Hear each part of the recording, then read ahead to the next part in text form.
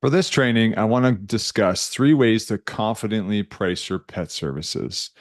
So, if you're the type of person that has a tough time setting prices and not sure exactly how to value your work competitively, then this training is really for you. Sometimes people appear like their services are discounted. And if you unintentionally had set your prices below all of your competitors, potential prospective clients might wonder, is there a reason why this service of yours is less? Like, is it discounted because you don't offer as good of a service? Or is it lower because your experience, etc.? So, what we want to kind of be mindful of is there is some literature to support the reality that the highest priced, there is a benefit to being the highest priced in the industry from a perspective as far as pricing goes. There does not seem to be any benefit from being the lowest priced in the industry when it's a service based industry, FYI. If you're selling a product, yeah, it's definitely more appealing to be cheap because if they can get product from there, they're going to, the average consumer is going to try to find the best deal or a good deal. But there is some support that for service based is there's actually can be a benefit from being the highest priced, but there seems to be no benefit from being the lowest price. So I'm not suggesting go out there and be the highest priced. There's nuance to that. But what I am suggesting is by minimum, be comparatively to your competition, or you can do higher if you're confident with that. So we'll start there. I'm going to share my screen and go through these 3 ways to help potentially provide you some additional confidence when it comes to, offering your service. Now, I need to open my appropriate documents. There, we should be good now. Okay, so part one is research. Now, I had mentioned this in a reel before, but I didn't really get into it in much depth. So I want to do that now. So, one of the best things you can do to build your awareness of your competitors is research them. Now, for example, if you're in an area where there aren't any competitors, just find a community in your state or province that is a similar size and, go review those competitors there. Okay. Don't overcomplicate it. Just find somewhere relatively close. Doesn't have to be in 100 miles or 100 kilometers, could be further, but just glance there. If you have direct competitors, that is best, obviously. So, number one, you want to look at what they're pricing. So, when you go and research, my recommendation would look to be looking at 2 to 3 of your competitors' prices. So, step one is like literally get a pen and paper and write down the cost. So, what's the price of the services that they're offering? Doesn't matter if you're a dog trainer, you're a groomer, you offer boarding and daycare, whatever. Just make a note of their prices for whatever services that you provide. Okay. Second piece of this is you want to see, hey, do they provide any bonuses or extras with said service? So, for example, let's just pretend one facility that you research that does grooming has bonuses of, hey, we actually will trim your dog's nails too, or Dremel them, or whatever. And let's just pretend a different competitor, that's an add on fee. I'm not saying that that's the case, but you're just trying to see is there any bonuses or extras. Another example might be, where one groomer has really nicely edited photos post groom where the dogs are looking really nice and another groomer doesn't do anything. Okay, that's another example of a bonus or an extra. For a dog trainer, for instance, a bonus or an extra might be, let's say one dog trainer runs group classes, and you, as a dog trainer, offers group classes, but you also have video instructional homework that goes with them. Well, that's a big bonus, right? Or if you saw a competitor that did that, but you don't, you would write that down as your bonus or extra. The third aspect of that is going to be do they have anything that sets them apart? So, like maybe specialty service, service. Now, this could be one of the examples I already mentioned, like, hey, if no one in your community offers video instructional homework to go along with their dog training, well, that's going to be a pretty big thing. But specifically, specialty service might be like for a groomer, hey, this one groomer does colors. No one else in our community does colors. Or this one groomer does cats. No one else in our community does cats. So that could be a specialty service. Just as a heads up. If it's a dog trainer, it might be like, oh, this person does service dog training, but no one else does that. Okay. So what could potentially set them apart? Next one, I'm looking at quality of work. So it can vary drastically. Okay. What I'm really trying to do by all of these examples is help you look through a lens of like trying to compare apples to apples, or is it apples to oranges? Because if you're the same price and you're an apple and they're an orange, you may not want to be the same price if you have a whole bunch of extras or you offer a deeper level of service, right? So you want to, it's easier for you to confidently sell maybe a higher priced service if you know, well, we offer 10 times or 5 times or 2 times the quality of service over them. So quality. Now, how can you check that? Like typically there's a couple of ways you can determine quality. You can read some of their reviews. And then another thing that you can do is actually just like look for evidence. So online evidence, that could be pictures or videos. So with a groomer, it's a little simpler because you can see their work, or you might have heard what their work is like.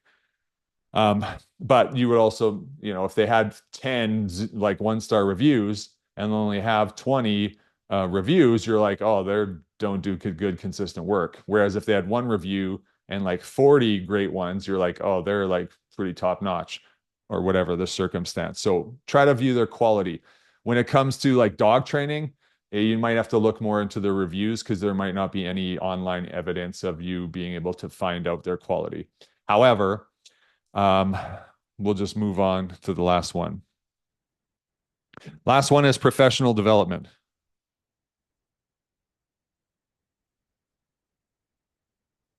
I'm just going to say dev. What does that mean? Well, professional development is like, did they take any additional courses? Hey, maybe this trainer's certified and this one's not. Or maybe this doggy daycare or boarding facility team has pet first aid and this one doesn't, those kinds of things. Okay. So you can just literally write 1, 2, 3, 4, 5, and over top of it, the name of the business, and then the other business, and then your business. And you can start to get a little bit clearer on, how everything's priced and structured and so forth. Second piece of this is positioning. Now, what does that mean? Well, it can mean a few different things, but for me in this moment, what I mean by positioning is like, how are you presenting your services? So positioning can be, how it appears to your potential new clients that are investigating you, how your services appear.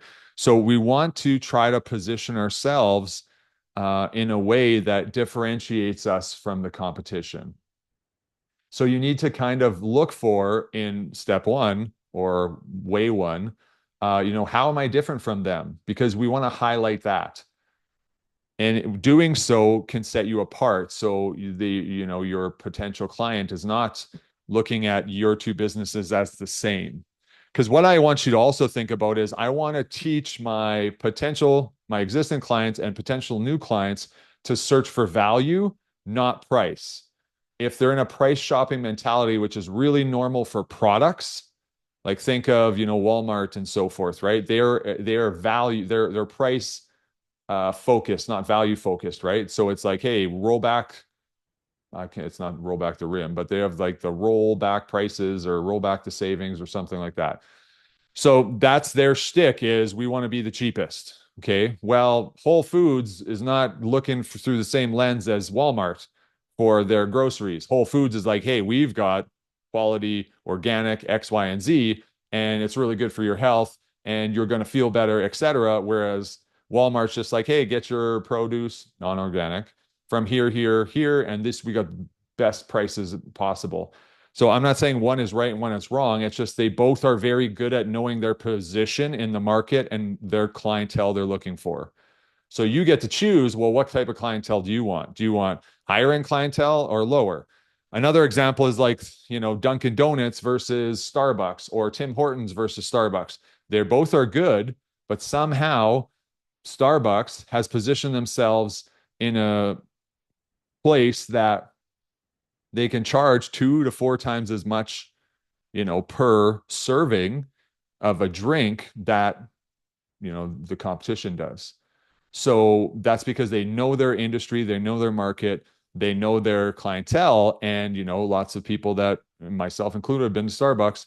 I like the experience. It's a nice, clean place.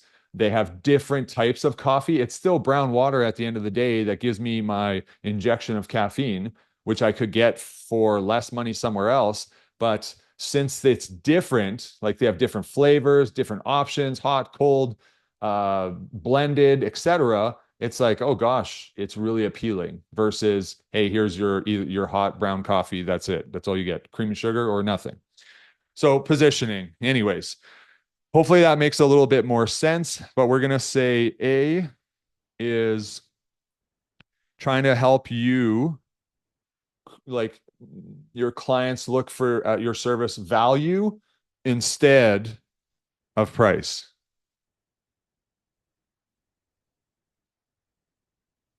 Now, this is simpler to do, honestly, with dog training or boarding or daycare.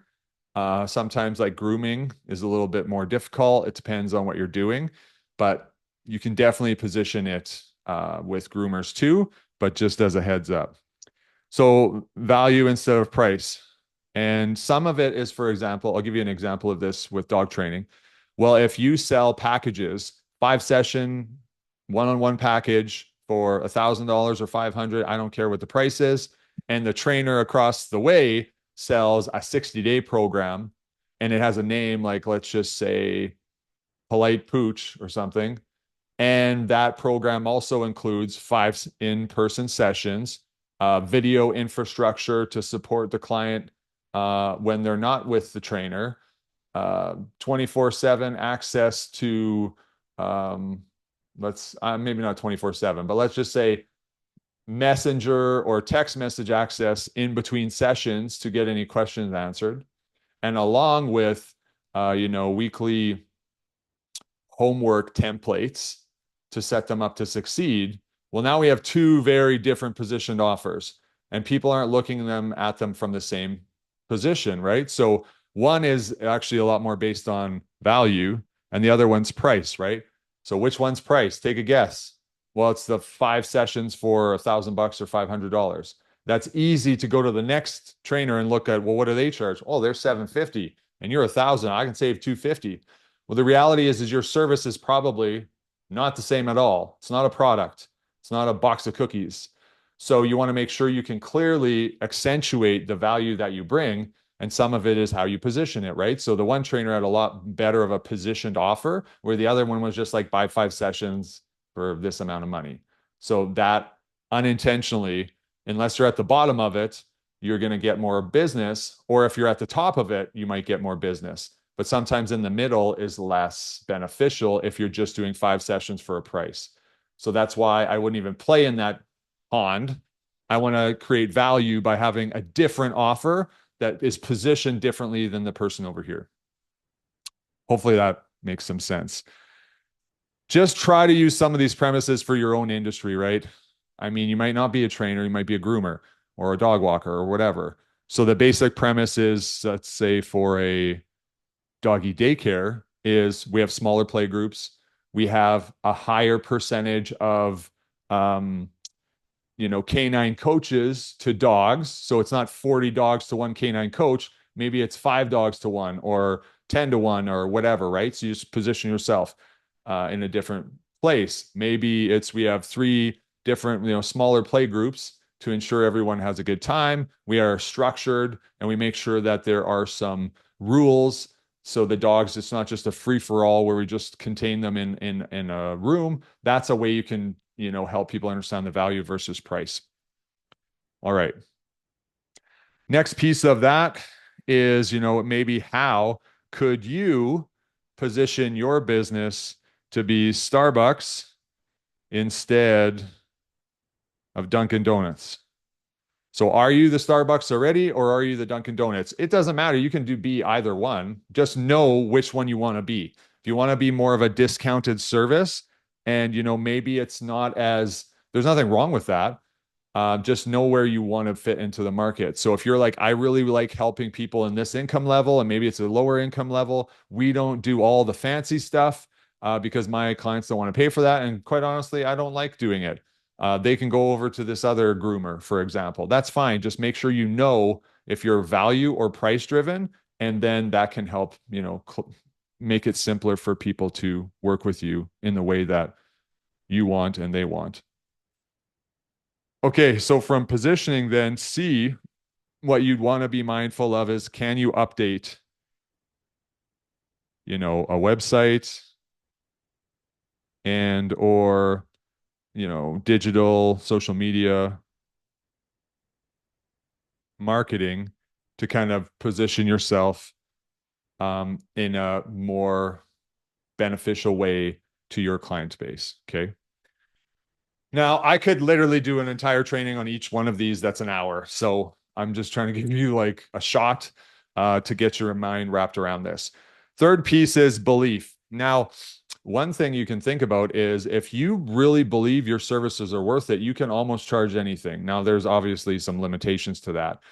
But for example, if you're confident that my service is worth this and this is why, people will believe you because you're certain. If you're uncertain and you're like, yeah, the price is, and you're meek and scared, they're going to be like, what is going on? Like, I'm getting a weird vibe from you. Like, are you ripping me off, or you don't think you can actually do it and you're kind of scared? So you need to find a way to believe that your prices are worth it. So some of you might be resistant to increase your prices because you don't believe you're worth that additional price. And the reality is you might be worth more than what you'd like to raise it to. So you have to like retrain your mind from a belief standpoint to actually be like, oh, my service is worth this and this is why. So I'll give you some kind of ideas possibly of how you can do that. So maybe think about what I'm trying to do here is outline how you can practice, like literally writing on a piece of paper, kind of rewiring your mind to see the value that you bring, so that it makes sense for you to charge whatever the thing is. So let's say, um, how. Now, how does your service help your client?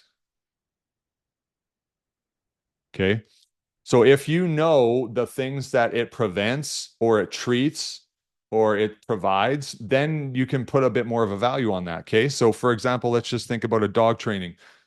Let's pretend you get called in for a private session with a dog who is doing some destructive chewing.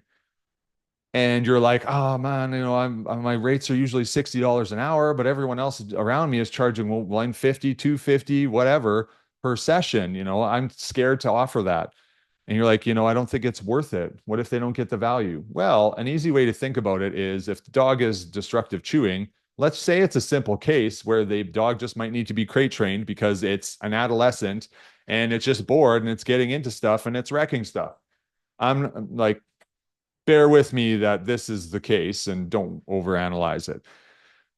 If someone reached out to you and they're like, oh my gosh, they just wrecked this, that, and the other thing. And you're like, okay, you doing the math in your head, you're like, that's $1,000 worth of stuff. So then what you can kind of remind yourself is that if I could prevent their dog from ripping their couch apart and or this other, maybe the drywall or the frame around the window or the actual window screen, how much is that all worth? Oh, it's like $1,500.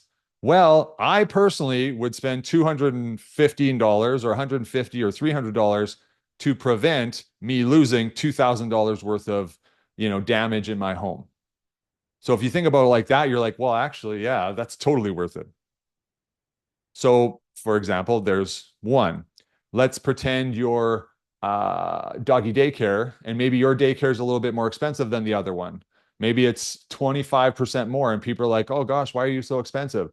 Well, our fees are a little bit higher because we have so much more supervision of the dogs because we only have one, like not only, Other facilities that I've heard have 40 dogs to one, and I bring this up because it's like a legit thing I hear about locally. 40 dogs to one canine coach. And at our facility, we do 10 to 1 or 5 to 1 or whatever, right? I don't, whatever the number is. So you're like, we have higher staff wages, but the benefit of that, like it costs a little bit more, but we have so many less incidences of dogs getting into altercations and being hurt. An average vet bill for, a dog altercation where there's damage is upwards of 1,000 to, $2,000, not even including if the dog has any psychological damage from the incident. So safety is the utmost important for us. And what we also do is our staff are trained in pet first aid. So like they start to see, oh, well, you guys run way differently. Like I'd rather go to you for 2 days a week than go to this other facility for 4 days a week because it's probably a matter of time before my dog gets hurt. Okay, yeah, I'll come to you. So that's a way that you might be able to be like, my services are worth that extra 20% because we have all these things that we're doing. So belief, you have to believe it. So I'm not expecting you to believe it right now, but you have to teach yourself to believe it. Okay, hopefully that's clear enough. Now, a second example of that is actually journaling. So you can write down how your service helps your clients and just brainstorm. An example for grooming is, hey, it prevents the dog from being physically super uncomfortable if they're on this grooming schedule and prevents them from itching, prevents them for whatever, right? I mean, I didn't come up with that super great example right there, but um, you just need to be mindful of how it benefits. Maybe it can prevent the dog from getting sick if it is groomed, an appropriate amount of time. Um, Obviously, the other examples were easier for dog training and boarding and daycare. But a boarding example might be like, hey, if you run like exclusive boarding, well, you should believe that your boarding services are worth more because it's more of a home-like situation. So you should charge more versus like a really high volume boarding facility where it's really loud and dogs are barking. People will pay for the reduction in stress of their dog and also feeling more at peace and having peace of mind when they're on their trip, not having to worry about, is my dog stressed out in a corner shaking because the environment is a lot. Anyways, now journaling. Why I say that is you can literally, and I've done this actually numerous times, that you just make one note for 30 days of a, recent or past example of someone who praised your services. Okay. Or they didn't have to praise it. You just know you did a good job. And you're like, I loved how that dog looked. Or that dog loved being at my facility. Or the clients told me, oh my gosh, we've made so much progress and my dog is so much more confident. It gets so excited to come here. Whatever it is. So, for example, with me, I had some mindset issues where, and I'll wrap up right away, but I had some mindset challenges with being a dog trainer, feeling a little bit of like an imposter or that I wasn't as good at my job as, maybe lots of my clients actually thought I was because, 1 out of 10 cases I couldn't knock it out of the park. And I would like ruminate about that one case that wasn't like a home run because I have very high expectations of myself to be like, everybody needs to be really happy about the results working with me. And it's been beneficial to design a very good reputation in my area. However, the downside was I was like replaying these cases that I couldn't do as good as I wanted to and not celebrating the other 9 cases out of 10 that I did really well with. So one thing I did to get over this, because I could receive all the praise in the world from clients, but I just still ruminate about the one case here and there that didn't work out the way that I wanted. And how I got through that was I journaled. It was actually for 90 days, one example per day. I would write down of a recent memory of how I was happy about, something I did with a dog training client or how their dog positively benefited it. So I started searching for that reinforcement of like, hey, you're actually doing a good job. And in that period of time, I got over that kind of rumination of those one cases that were here and there that I didn't do as good. So the same premise can work for your belief in your pricing, because the two things are connected, right? If you believe you can help people, you're going to believe that your price is worth it too. So that's why I mentioned that if you journaled for, let's say, 30 days, a recent example of someone being happy with your service, or you literally seeing how it positively benefited them, then that extra 15% or whatever that you're not charging will be easier to kind of adopt and move forward with if you believe that it's worth it. So, anyways, that concludes this. By all means, if you would like some assistance on how to position and price some of your offers, I can definitely give you a little bit of insight on that. Just comment on this video insight, and I can reach out to you and see if I might be able to help you with that. But otherwise, I hope you found some value in this training, and until next time.